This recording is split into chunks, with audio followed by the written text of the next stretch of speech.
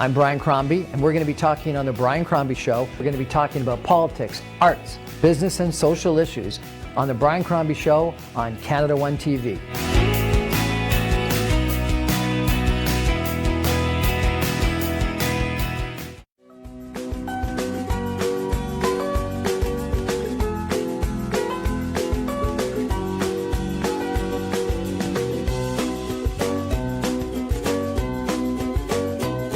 Good evening and welcome to the Brian Crombie Show on Canada One TV. I gotta tell you, I've got the most incredible guest for you tonight to listen to. I have got Unstoppabletracy Schmitt, who is one of the most impressive people I have met in my entire life.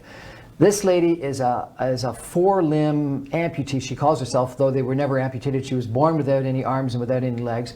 And she truly is unstoppable. She's been a Paralympic sailor. She's climbed the Himalayas. She's rappelled off of buildings. She's done it all. And her story is amazing. But more importantly than her story, which is amazing for herself, is she's now giving back to the community by going out and being an inspirational speaker. She was just today at We Day. Last week she was in Halifax speaking. She's been across the world, I think in 39 countries or something like that in the last year, trying to get out a message that if she is unstoppable, all of us should be unstoppable too. So welcome to Unstoppable Tracy. Tracy, thank you so much for joining me tonight. Oh, Brian, thank you for having me. I'm excited to be here. So you were born without any arms and without any legs. Yes, and they don't know why. My sister has her arms and legs, my family, my great-great-grandparents, and generations after me, nieces, cousins. I'm the only one. But I do know that I was born exactly the way I was meant to be. Really?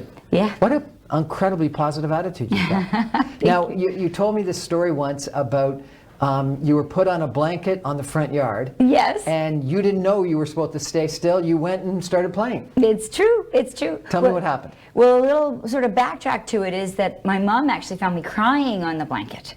Okay. On the front yard when she opened the door, and she said, "How come?" And I said, "Well, the kids are over there, and there's this gravel driveway, and I asked them to come over, and they said some mean stuff to me, and they won't come over." And this is, how old are you? I'm probably 5 or so. And Mom says, "How's that working for you?" And she shut the door. So I have a wonderful mother, but she's definitely a tough love mother. Bit tough. Yeah, total tough love.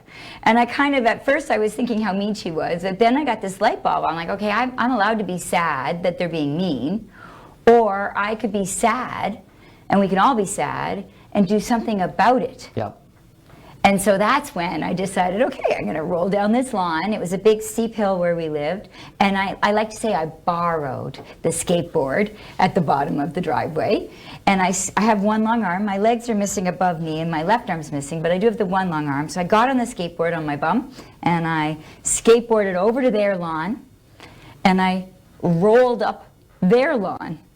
And they're just sitting there watching you? And their eyes are like big as saucers. Their jaws are like huge. And the boy earlier that said, ignore her, she's weird. Right? I think they were also in shock that I ignored this this taunt and this rule that don't come over. And I knew in the second that they were all looking at me that if I didn't get a word out, that this would be influenced, right? I needed to affect the climate with the gang. Right. And so I put on a big smile and I made eye contact with them all. I scanned the front lawn.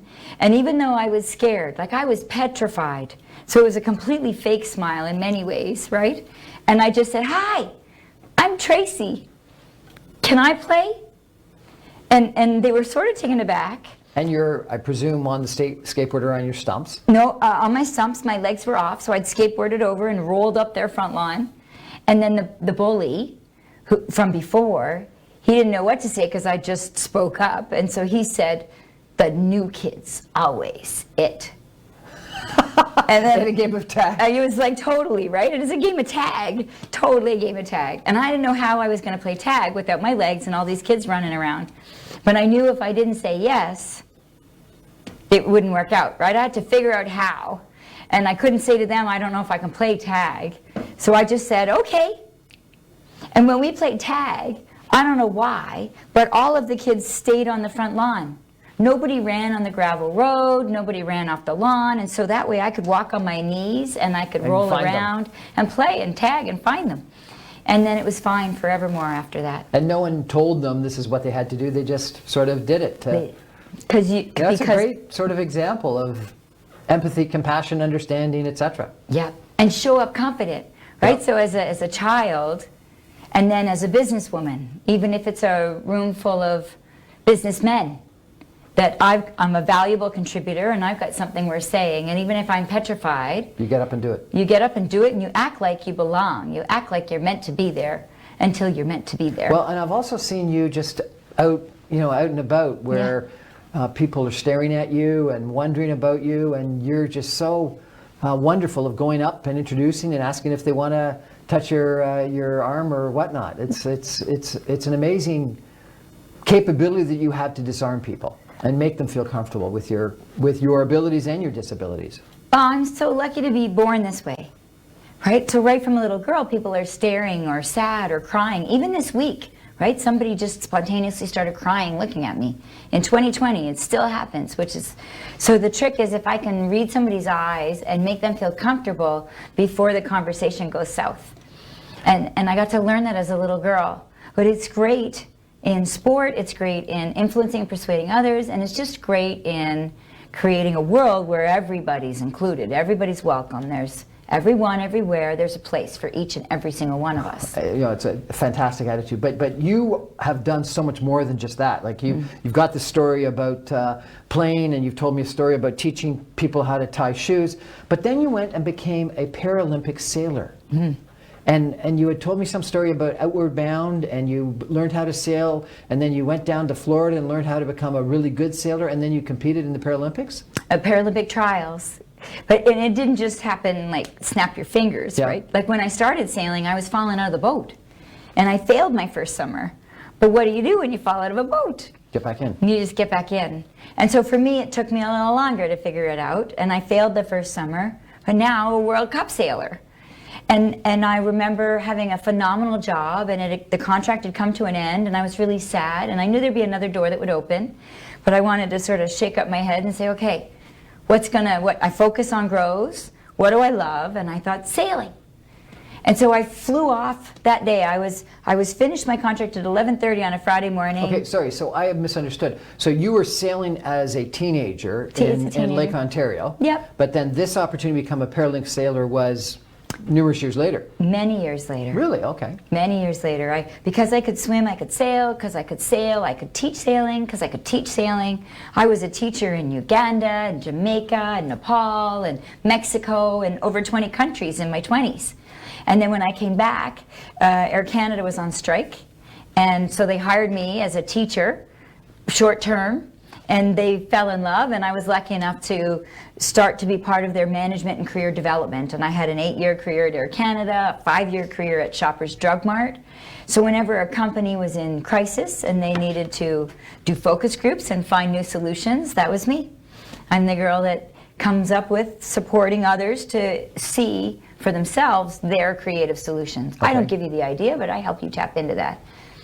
And so both these contracts were done. They were so fulfilling.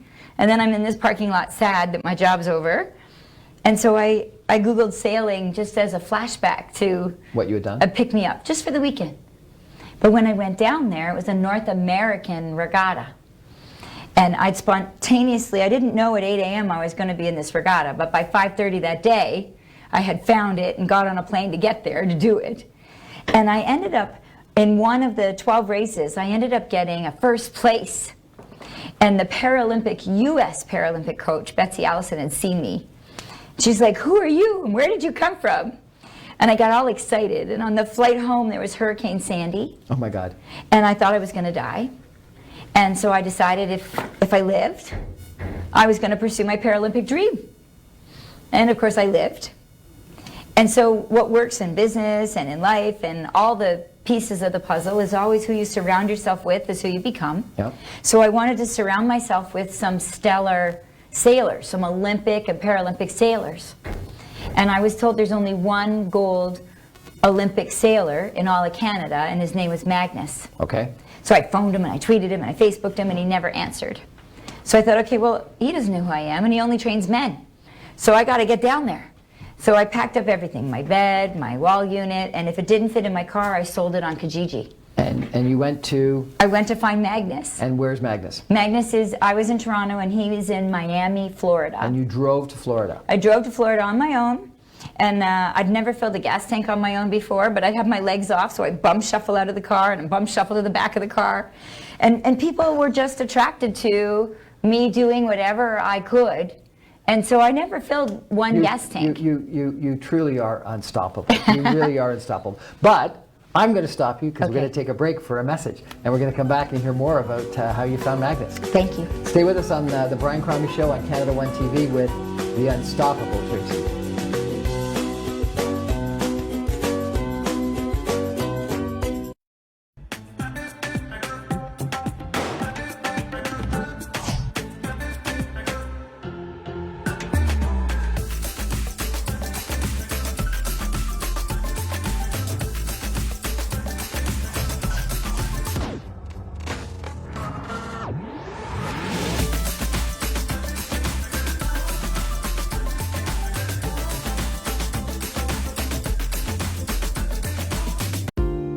Buying or selling a residential or commercial property is one of the biggest financial decisions most people will make in their life. The real estate lawyers at Alum Law Chambers will guide you through the complete real estate laws to ensure your transaction completes on time and your dreams come true. Reliable and affordable. Alum Law. I worked very hard to build this business. Now, how can I protect it from creditors and minimize estate taxes? My family depends on my income. What if critical illness, disability, or premature death happens to me? How will they survive? For over 18 years, Zahid Syed of Arush Financial has been giving business owners and professionals sound advice on tax reduction, life and health insurance, and estate planning strategies. Act now. I can help. Brantford downtown में investment का एक शानदार मौका। Laurier university campus central library से चंद कदम के फासले पर। Condo pricing starting from $300,000, booking with only $5,000, easy extended deposit structure, minutes to highway, front of the water park, 2 साल की रेंटल गारंटी, 1 साल की फ्री मेंटेनेंस और साथ में free assignment clause. Buy a condo and enter to win a brand new car. To book a unit, call Adnan Shamsi at 416-788-7009 or visit grandbellcondos.ca. You do not have to wait to protect your dependents and plan your estate. Ado Law will help you take the appropriate steps. Having a will is the most important thing you can do for yourself and your dependents. Not only can a will legally protect your loved ones, it can also spell out exactly how you would like things handled after you have passed on. Ado Law, the legal professionals.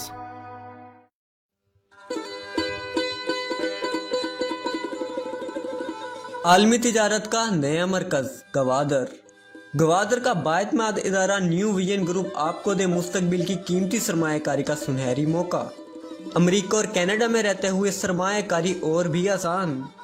Gwadar master plan की अहम और कीमती location Gwadar की मरकजी शहरा और 0 point पर वाक़या साहिल समंदर से करीब तरीन 100, 200, 300 गज के रिहायशी तिजारती प्लॉट, 1 एकड़ 2 एकड़ के industrial plot,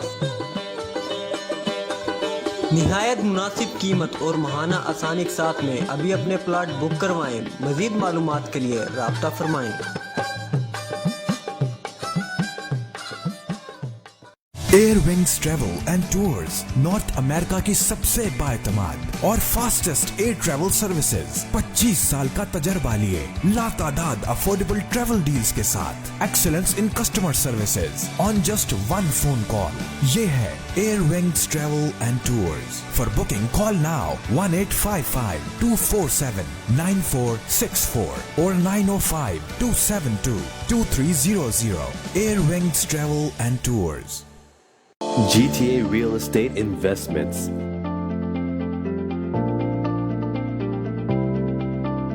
Pre-construction or resale.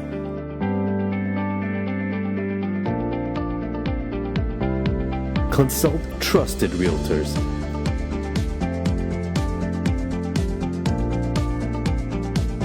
Get first access and incentives.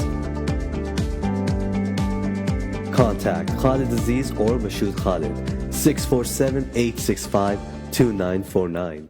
Hi, I'm Brian Crombie, and we're going to be talking on the Brian Crombie Show. We're going to be talking about politics, arts, business, and social issues on the Brian Crombie Show on Canada One TV.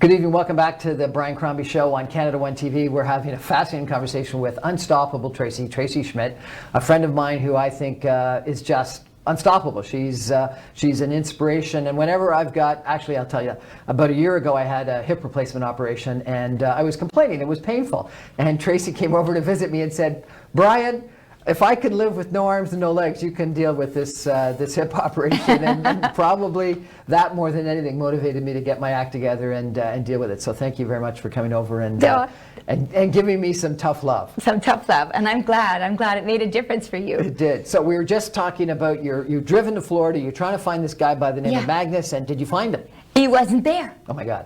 So I slept in my car, and I woke up with the sunrise at 5:30 in the morning, and guess who was washing boats at 5:30 in the morning? Magnus. Magnus. So I jump into my car, I run over, Magnus, I'm Tracy from Toronto. I'm sorry I've been harassing you a little with phoning and emailing and Facebooking and tweeting, but I'm Tracy from Toronto. How I pursue my Paralympic dream.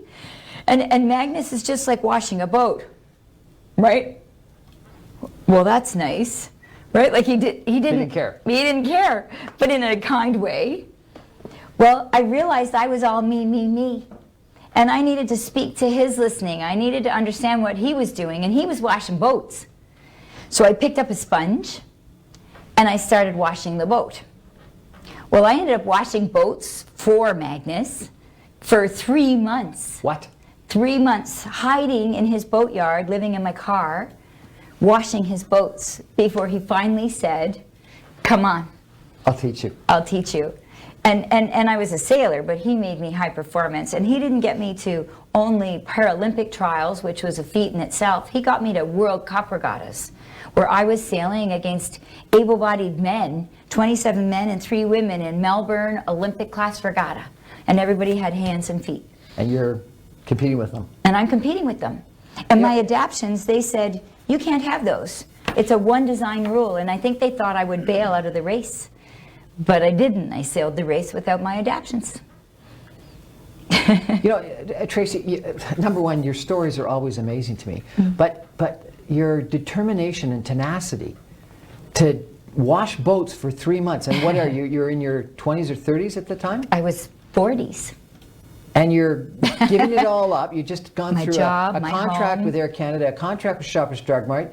You're having this Paralympic dream, you're washing boats for 3 months, finally meeting this guy, training with him, becoming an expert, and then you're competing in the Paralympic trials and then competing in World Cup regattas. And then you climbed the Himalayas or something? I did. How the blank did you climb the Himalayas? Well, it didn't work with the legs on. You just sort of got to keep trying, right? So we went back to Kathmandu, and we left my legs in Kathmandu. And I went back and I just did it on my knees and with my arms. And it was incredible. And I was so lucky again. You had boots on your knees or something? I had, I like to call them booties. I have my leather booties on my knees, protecting the, almost like shoes for you. Yeah. And so there was a bit of grip on them, but I went through them. I apologize, but your strides got to be like next to nothing. Yes. So I had to wake up a lot earlier. I was with about 24 people that were traveling on this Annapurna region trek and climb. So I woke up before everybody and started before everybody. And then during the day, everybody would pass me and they'd be all set up and I would be the last to camp. And if I got really crazy behind, they had Nepalese porters carrying their knapsacks. So if I got way, way behind, they would send them back and they would put me in this dandy, kind of like a stretcher, but I wouldn't let them do the hard parts for me. I asked them to just run me ahead on the flat parts. So they would like jog me ahead on flat parts so I could catch up, and then they put me down, and then I would finish the day, but always first and always last every day. But in Nepal, they just kind of want to avoid the tourists, but because I was unique, they were all like surrounded, and I got to have so much interaction with the locals, and I ended up teaching. You know, in Nepal or a lot of the third world, if someone was born like you, they wouldn't live very long, would they? No.